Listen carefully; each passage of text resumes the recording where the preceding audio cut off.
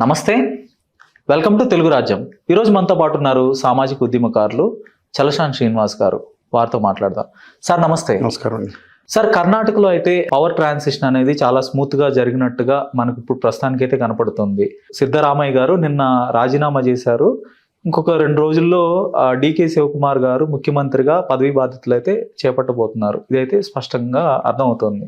So ఇప్పుడు సిద్ధరామయ్య గారిని తప్పించి డికే శివకుమార్ లాంటి ఒక డైనమిక్, చాణక్య, కాంటెంపరీ లీడర్స్ లో, కాంటెంపరీ పాలిటీషియన్స్ లో దేశవ్యాప్తంగా కొంత ఫేమ్ ఉన్న వ్యక్తి, అంటే అమిత్ షాతో సమానంగా ఒక స్టేచర్ ఉన్న వ్యక్తి కాంగ్రెస్ పార్టీలో, అలాంటి వ్యక్తిని తీసుకురావటం ద్వారా, అలానే ఆ పాత తరం నేతల్ని కొంత వాళ్ళని వెనకడు వేయమని చెప్పడం ద్వారా ఓల్డ్ స్కూల్ పాలిటిక్స్ కి కాంగ్రెస్ స్వస్తి చెప్పింది అనుకోవచ్చా? చాలా డైనమిజంగా ఆలోచిస్తుంది కాంగ్రెస్ పార్టీ అండి. ఇవాళ సతీషన్ గారు ఏదైతే ఉన్నారో గత 5 సంవత్సరాల నుంచి ప్రతిపక్ష నాయకుడిగా కేరళలో చాలా భయంకరంగా పోరాడాడు. కాంగ్రెస్ పార్టీకి మెయిన్ దాంట్లో ఈ డబ్బులు వ్యవహారాలు మెయిన్ చేసేదో లేకపోతే మిగతా చేసేదో ఒక మొత్తం రాష్ట్రాన్ని చూసేది కేసీ వేణుగోపాల్ గారు, లేదంటే ఇంకొక రమేష్ చెంతెల్ల గారు, long opposition leader from 2010 to ఇంతకుముందు 5 సంవత్సరాలు రమేష్ చెంతెల్ల గారు అపోజిషన్ లీడర్, లాంగ్ ఎప్పుడో ముఖ్యమంత్రి అవుతారు, క్రితం 5 సంవత్సరాలు ఎగితే అనుకున్నారు. ఇవన్నీ పక్కన పెట్టి డైనమిక్గా ఆలోచించి కొత్త తరం నాయకుడి కింద ఫైట్ చేసిన సతీషన్ గారికి అప్పచెప్పారు. తమిళనాడులో కూడా చాలా డెసిషన్ చాలా షార్ప్గా తీసుకున్నారు. ఈ డెసిషన్ ఇంతకుముందు తీసుకుంటే గోవాలో అధికారులకు వచ్చేది, వాళ్ళకి 5 సీట్లకు 1 సీట్ తక్కువైతే అది లేక ఆలోచిద్దాం మనం ఎప్పుడు ఎవరు చేద్దాం అనుకుని ఢిల్లీ నుంచి బయలుదేరి వచ్చేటప్పుడు అమిత్ షా చక్కపెట్టేశారు. 28 సీట్లు మణిపూర్ అసెంబ్లీలో వస్తే 21, 22 ఏళ్ళకి వస్తే వాళ్ళు ఎలా అయిపోయారు ఇండియా కూడా. అందువల్ల ఇవాళ చాలా ఫాస్ట్గా తీసుకుంటాం. మాట తప్పినా సరే ఎట్టి పరిస్థితుల్లో మిగతా అన్నాడీఎంకే అండ్ కంపెనీ రాకూడదు అనుకుంటాం. ఇవాళ మంత్రివర్గం చేయటం అంటే దక్షిణ భారతదేశంలో కాంగ్రెస్ పార్టీ అధికారంలో ఉంది. కర్ణాటక, కేరళ, తమిళనాడు మరియు ఎలాంగ్ విత్ అదర్స్ తమిళనాడు, మొత్తం తెలంగాణ, ఈ 4 రాష్ట్రాల్లో అధికారులు ఉన్నట్టే కదా ఇవాళ. అందువల్ల చాలా కేటగిరీలకు వెళ్తుంది. యాజ్ పర్ శివకుమార్ గారు is concern is a master mind and trouble shooter. యాక్చువల్గా అహ్మద్ పటేల్ గారిని ఓడించడం అనేది అమిత్ షా గారి జీవితాశయాలు ఒకటి. ఆయన్ని అరెస్ట్ చేయించింది తన ముఖ్యమంత్రికి తన సొంత ఫ్రెండ్ ఉండగా జైలు శాఖ మంత్రి, హోంశాఖ మంత్రి కూడా అరెస్ట్ చేసి అదే జైల్లో వేయించింది. ఆ పర్యవేక్షణ కూడా కేంద్రంలో పెట్టించింది అహ్మద్ పటేల్ గారు అనే మాట ఆయన ఉన్నట్టుంది. మనం కొన్ని విషయాలు తక్కువ చేసినా Amit Shah is a great leader as per 370 is concern. Modi గారు కాదని, మోడీ గారు అదానీ గారు ఏది చెప్తే చేస్తారని పేరు ఉంటుంది. అంటే పాపం ఆయన డ్రెస్సులు, ఆయన ఏదో షోను, అదేదో తిరగటం, అయ్యేదో ఇంకోటి తప్ప అమిత్ షా గారు డైనమిక్ లీడర్ అండి. వితౌట్ హిమ్ 370 వచ్చేది కాదు. ఆర్టికల్ రద్దు చేయటం కానీ కొన్ని విషయాల్లో కానీ ఇప్పుడు గేమ్ ఆడిందంటే ఒక్క ఉత్తరప్రదేశ్లో ఫెయిల్ అయ్యారు తప్ప. అంటే దాన్ని రద్దు చేయాల్సిన అవసరం ఉందంటారా? కాశ్మీర్ కి స్వయం ప్రతిపత్తిని కాదు, రద్దు చేయాల్సిన అవసరం ఉంది. వాళ్ళు దేశంలో ఎక్కడొచ్చి ఎవరికైనా పెళ్లి చేసుకోవచ్చు, ఏదైనా చేసుకోవచ్చు. మళ్ళీ అక్కడికి అక్కడ ఆస్తుకోవడానికి చాలా ఇబ్బందులు ఉన్నాయి. వాళ్ళకి స్వయం ప్రతిపత్తి అంటే నేను ఇంటికి వస్తాను, నువ్వు దగ్గర తీసుకెళ్ళిపోతా, నువ్వు మా ఇంటికి వస్తే ఏం కుదరదు, దొబ్బేయమంటాం. ఈ సిస్టమ్ నడవదండి.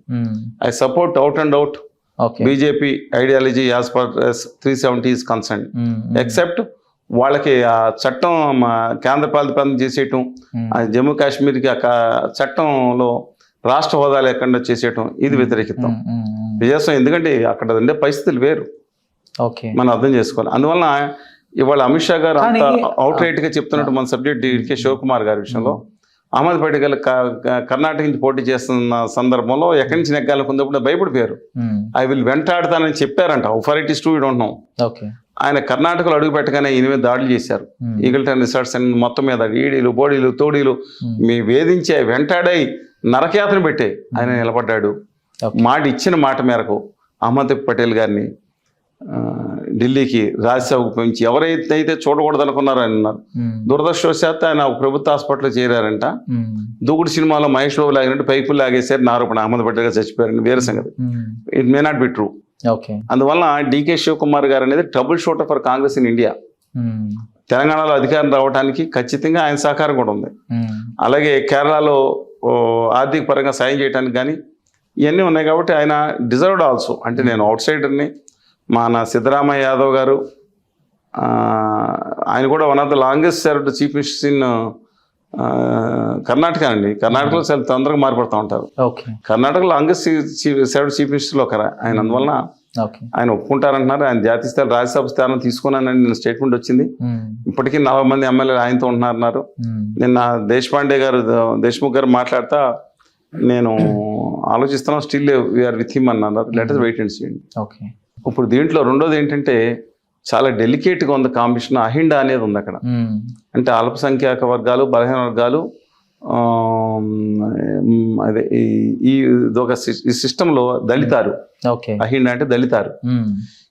ఈ సిస్టంలో ద కురుబ, యాదవ, గొల్ల కులానికి చెందిన సిద్ధరామయ్య, అక్కడంతా కర్ణాటకలో అందరికి పేర్లు 3 ఉంటాయి. ఇంటి పేరు అంటే ఊరి పేరు, తండ్రి పేరు, తన పేరు. సిద్ధరామయ్య ఏమి పెట్టుకోవాలా, వాళ్ళ నాన్నగారు సిద్ధరామయ్య గౌడ అని పెట్టుకోవాలా. కురుబ గౌడ వంశానికి సంబంధించిన వ్యక్తి ఆయన. జనతా పార్టీ నుంచి వచ్చినాయనే కదా, దాంతో పాటు పనిచేసిన ఆయనే. ఇప్పుడు ఉప ముఖ్యమంత్రిగా ఉందన్నారు DK శివకుమార్ గారు. ఈయన ఒక్కలేగా కమ్యూనిటీకి చెందిన ఆయన. చాలా అంటే దేవగౌడ కమ్యూనిటీ చెందిన మైసూరు ఏరియాకి సంబంధించిన వ్యక్తి. ఆయన కూడా మైసూరే. ఈ నేపథ్యంలో లింగాయత్కి ఈ గొడవలు జరుగుతున్న నేపథ్యంలో డెఫినెట్గా స్ట్రాంగ్ లీడర్ కావాలనుకుంది. ఆయన కూడా డిసర్వ్డ్ అండి ఈ కాంగ్రెస్ పార్టీది. కానీ ఇక్కడ లింగాయత్ ఇష్యూ మీద ఇప్పుడు యడ్యూరప్ప గారు వచ్చారు. యడ్యూరప్ప గారిని కూడా నేను తప్పట్టాల్సిన లేదు. ఇవాళ తెలుగు వాళ్ళ బస్సులు వస్తే అక్కడ రాలీస్ కొట్టారు. నేను వెంటనే ఇప్పుడు మురళీధరరావు గారికి మెసేజ్ పంపించాను. ఆయన నెంబర్ ఇచ్చింది నాకు బీజేపీ అని. కిషన్ రెడ్డి గారికి, విష్ణువర్ధన్ రెడ్డి గారికి అందరికీ మాట్లాడా. అడ్డుకోండి అని చెప్పా. కేంద్ర మంత్రిగా ఉన్న వాళ్ళు ఎవరు రాలేదు. నేనే తెలుగు రామస్వామి గారు అందరిని తీసుకుని యడ్యూరప్ప గారి దగ్గరికి వెళ్ళాం. సార్ ఏదో చిన్న ఇష్యూ మీద 75% ఇది పెడితే కర్ణాటకలో రాలేయటం ఏంటండి, ఏం తప్పు చేశారు, కోస్తా తెలంగాణ రాయలసీమ ఇలా అంటే వెంటనే ఆయన క్యాంప్ ఆఫీస్లో ఉన్నారు. పిలిచి చీఫ్ సెక్రటరీని పిలిచి అప్పుడు ఆ రోజు వేరే మీటింగ్ ఉండి వచ్చారు. ఆఫ్ చేయమండి, ఆంధ్ర బస్సులు కానీ లేదా తమిళనాడు బస్సు ఎవరి మీద జరగడానికి వీల్లేదు. ఒక అద్భుతం వ్యక్తి. ఆయన కన్నడ భాష గురించి కూడా నిలబడ్డారు. అందుకని రేపొద్దున్న ఇవాళ సిద్ధరామయ్య గారు లాయల్గా ఉంటారు లేదని ఆధారపడి ఉంటుంది. ఇవాళ మల్లికార్జున ఖార్గే గారు ఏజ్ అయిపోయింది కాబట్టి మల్లికార్జున ఖార్గే గారి ప్లేస్లో సిద్ధరామయ్య గారిని పెట్టి ఈ దేశానికి మోడీ కాంపిటీషన్ ఇంకొక ఓబీసీ వ్యక్తిని చూపించి, ఇప్పుడు మల్లికార్జున ఖార్గే గారు SC కులానికి సంబంధించిన వ్యక్తి, ఇవి తీసుకుని ఈయన నేను రాజ్యసభకి వెళ్ళి ఇక్కడే ఉంటున్నారు. వాళ్ళ కుమారుడికి మంత్రిని చేసి ఉప ముఖ్యమంత్రి చేస్తాం కావాలని చెప్పే విధంగా ప్రయత్నాలు సాగుతున్నాయంటే 2-3 గంటల్లో సమావేశం తెలుస్తుంది. బట్ వెరీ క్లియర్గా కర్ణాటకంలా కాకుండా స్పష్టమైన తీర్పు ఇచ్చారు ఈసారి ప్రజలు. దాని మీద వీళ్ళు పోగొట్టుకుంటే అక్కడ కాసుకుని కూర్చుంది ఉత్తర భారతీయ జనతా పార్టీ మళ్ళీ అధికారంలోకి వచ్చేటట్టు ఉంది. అందువల్ల ద్రవిడపేటలో కూడా విజ్ఞప్తి చేస్తాను, ఎవరు అధికారంలోకి వచ్చే శివకుమార్ గారిని, ఇంతకుముందు అందరూ ముఖ్యమంత్రిని కలిశాను, వీరిని కూడా కలిసి తెలుగు కన్నడకి ఒకే భాష, ఉమ్మడి భాష. ఎందుకంటే ఒకప్పుడు ఉమ్మడి లిపి, అండి. తెలుగు కన్నడలో ఉమ్మడే లిపి, ఒకలే లిపి. అలాగా 11-12 నుంచి నెమ్మదంగా వేరేనే ఒకే భాషకు ఉంటే మనం మనగలుగుతాం. ఉత్తర భారతీయ ఆర్య సనాతన మనువాదాన్ని వ్యతిరేకించగలుగుతాం. అందువలన డెఫినెట్గా దాని మీద ముందుకెళ్ళాలని కోరుతా ఉన్నాను. రెండోది కూడా అక్కడ వాళ్ళ జైత్యాత్ర అంటున్నారు, డెఫినెట్గా దాన్ని ఆఫ్ చేయడానికి అవకాశం కూడా ఉంటుంది. మీరందరం కలిసి ఫైట్ చేయాల్సిందిగా తమ హక్కుల కోసం మాత్రం కోరుతున్నాం. కర్ణాటకలో అధికార మార్పిడి జరిగినట్టుగా ముఖ్యమంత్రిని అయితే మార్పు చేశారు. ఇప్పుడు అదే తరహాలో తెలంగాణలో కూడా అలాంటి ఒక ప్రయోగం చేసి ఎన్నికల ముందు బట్టి విక్రమార్కని ముఖ్యమంత్రిగా ముందు పెట్టే అవకాశం ఉంటుందంటారా? బట్టి Vikramarka the strong Congress core candidate from his family. వాళ్ళ ఫ్యామిలీ, వాళ్ళ పెద్ద ఆయన, ఫాదర్, వాళ్ళ బ్రదర్ AR మల్లు గారు, వీళ్ళందరూ కాంగ్రెస్ పార్టీ ఉన్నారు. వాళ్ళ బ్రదర్ మన రవి గారు, వీళ్ళందరూ కూడా. అందువల్ల strong Congress candidate, good loyalty ఉంది.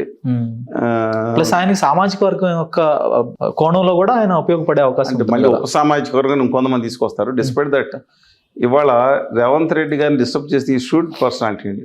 షూడ్ అంటే తప్పుగా మాట్లాడేది. రేవంత్ రెడ్డి గారిని డిస్టర్బ్ చేస్తే మాత్రం పరిస్థితి అలా ఉండదు.